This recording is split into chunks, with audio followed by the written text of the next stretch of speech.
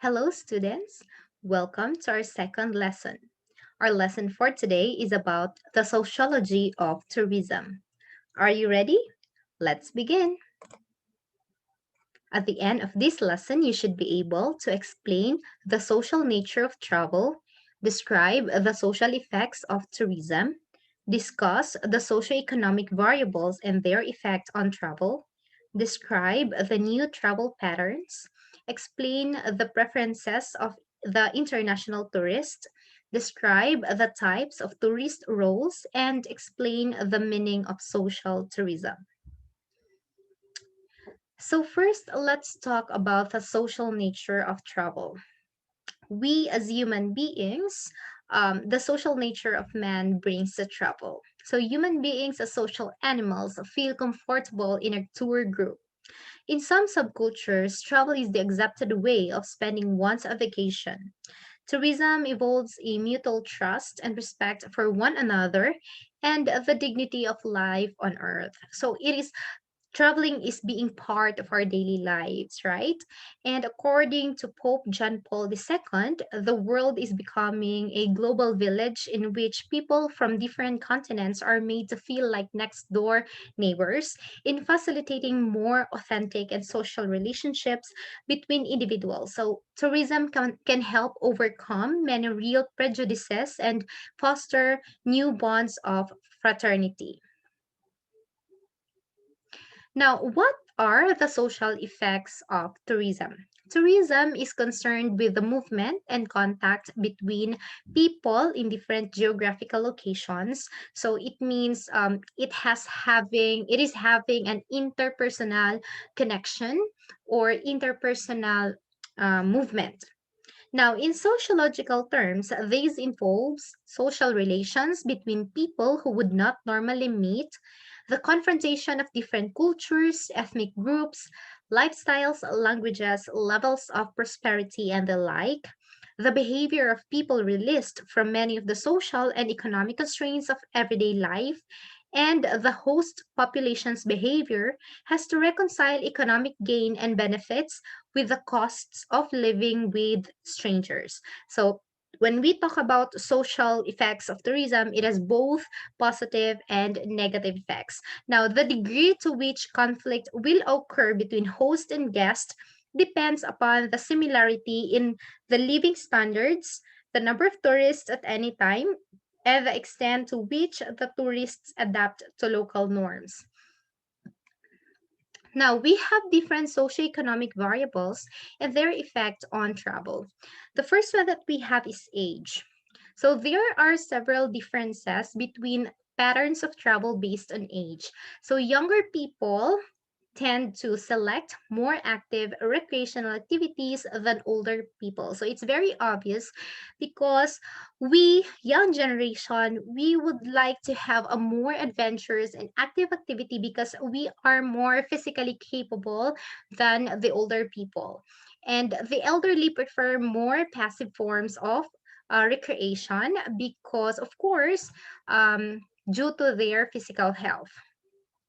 Now, the second one is income and social status. So, income and social status have a great influence on travel. Now, rich persons and persons with higher social status travel more than those with lower income and class status because they can afford more longer vacation compared to those who have a cheaper income. And higher income tourists stay longer and spend more days than those with lower incomes because, again, they can afford their travel. Third is education. So there is a strong correlation between education and travel. The better educated members of the population have a greater desire to travel, and the more educated travelers tend to be more sophisticated in their tastes. So like me, I kind of consider myself as an experienced traveler. So I am more now sophisticated with my preferences in traveling. My standards become higher when I select travel products and services. And most of us, our reasons why we travel is for us to be more educated and for us to know more about life, about our experiences, because as the saying goes, that experience is the best teacher. Next, life stages of the family. So the presence of children in the family limits travel. So more leisure time is spent at home. As the children grow up and leave home, the married couples renew interest in travel. So as we all know, having children or having kids kind of make our strains for the parents, because especially for the women or mothers, they tend to stay at home than to travel, because they have kids to take care of. Unlike us singles, that we are so free with our time and we can travel anytime we want. Okay, next is the rise of new travel patterns. So change is the only constant thing in this world. So as the generation rise up, there is also a rise on the new travel patterns. So first is the existence of travel clubs.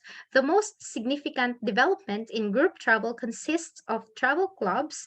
So a very good example of this is the Club Mediterranean, which started in Western Europe and then spread to North America and other world areas. In this group travel plan, a club member enjoys travel opportunities and vacation destination facilities at a much lower price than a non-member.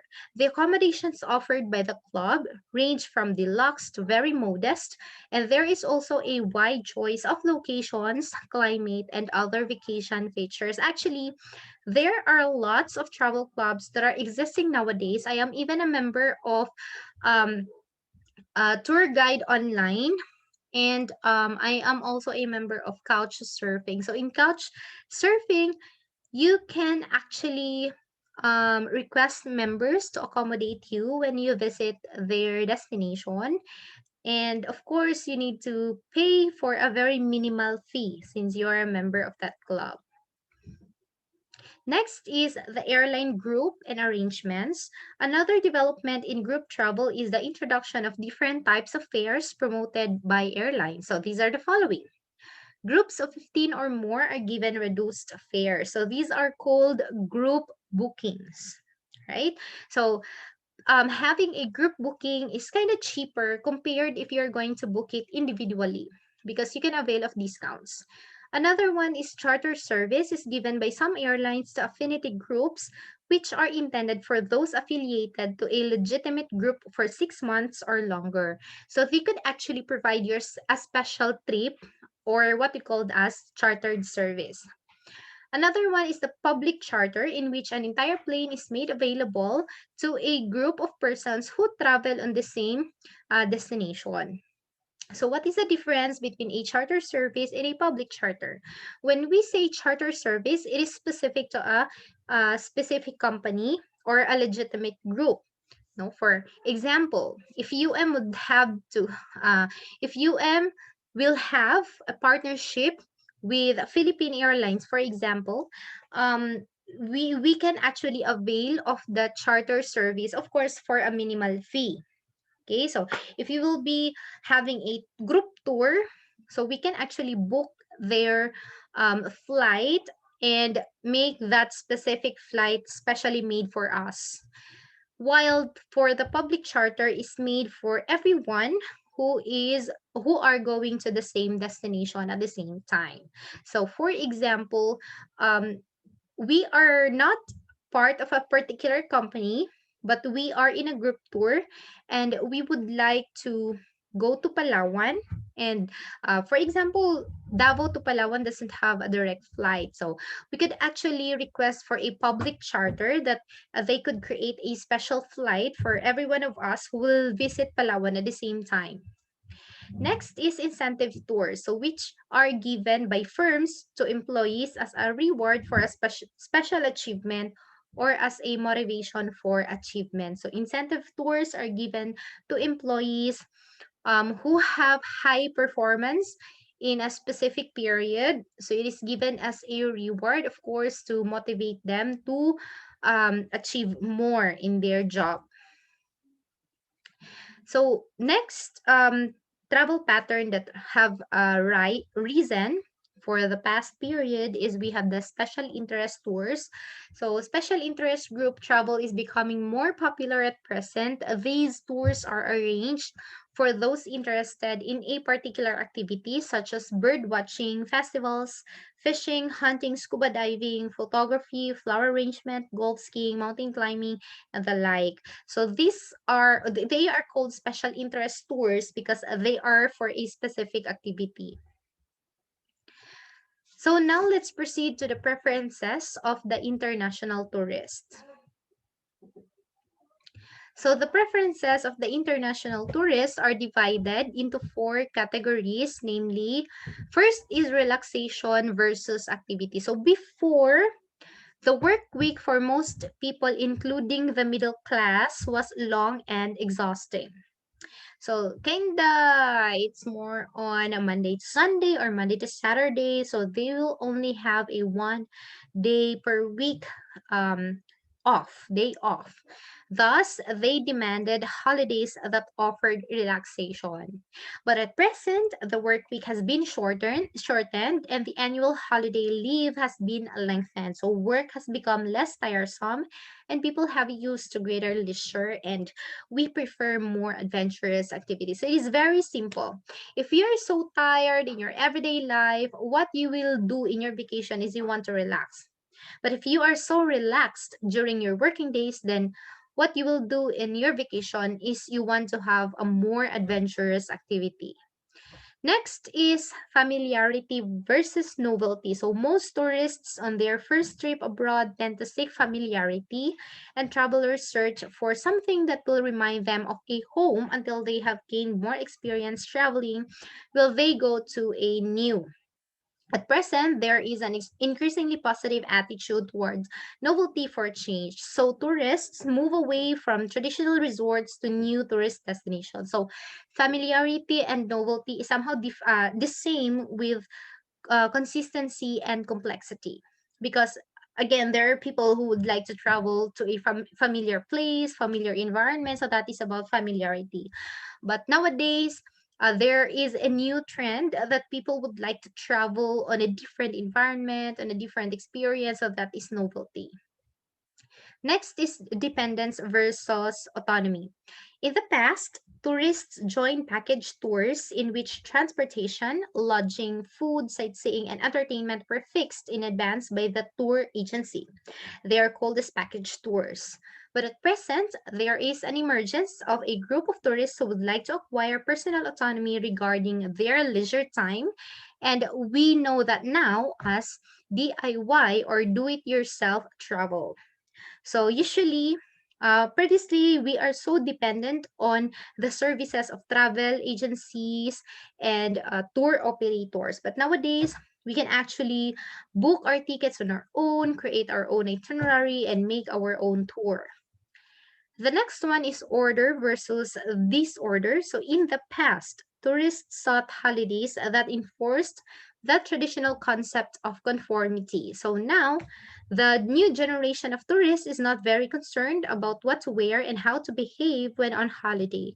Because of social and economic changes in modern society, travel demand will be based more on novelty, activity, autonomy, and informality.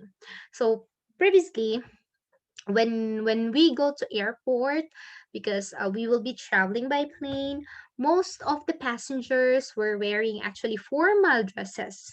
Some of them wear, especially for men, they wear long sleeves with a bow and tie and slacks, and for women they are really dressed formally. But now it's a very big difference because we can actually just ride a plane just wearing a short, sleeveless, or whatever dress we like.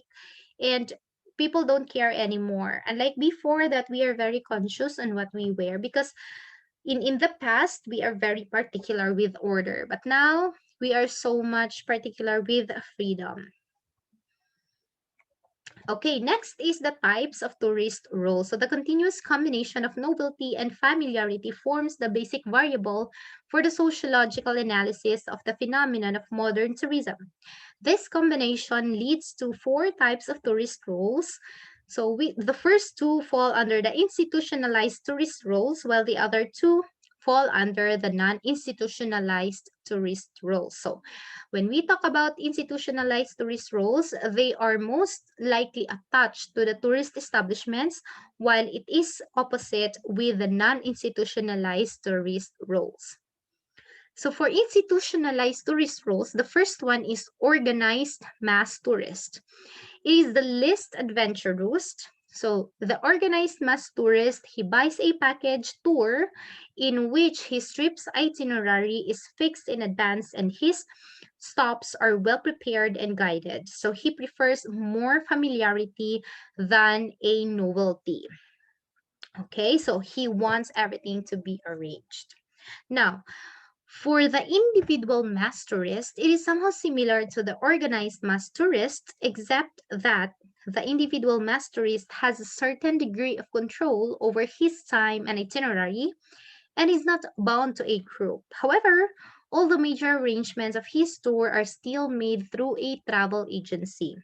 Familiarity is still dominant but lesser than the organized mass tourist. The individual mass tourist has a greater desire for novelty.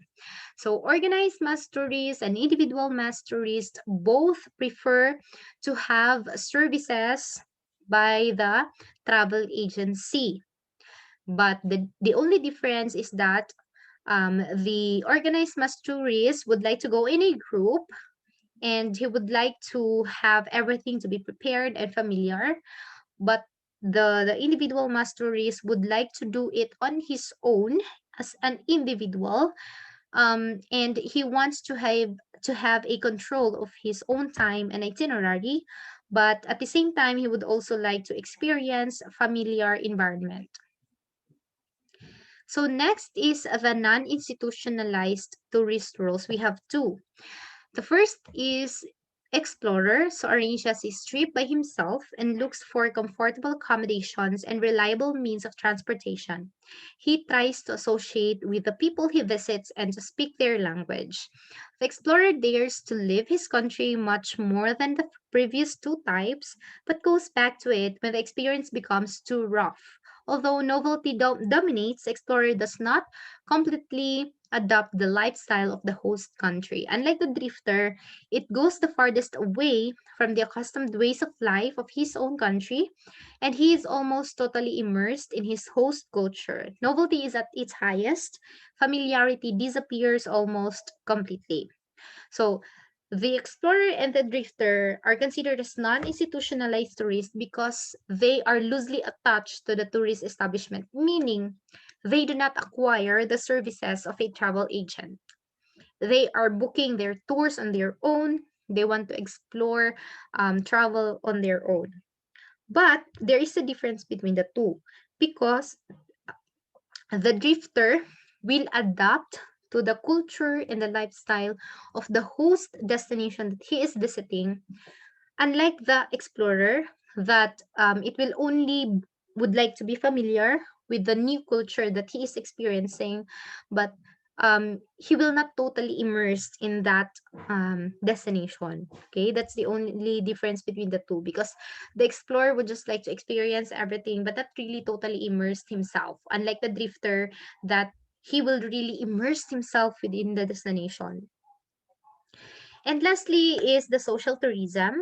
So social tourism in general sense is a subsidized travel system through the intervention of the government. So employer or labor union to achieve social goals and purposes.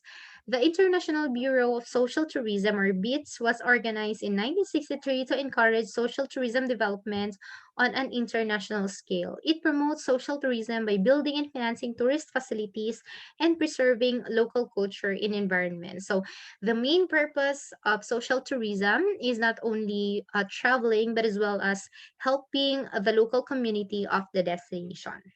So that's the end of our lesson. If you have any question, you may ask them during our virtual class meeting. See you on the next lesson.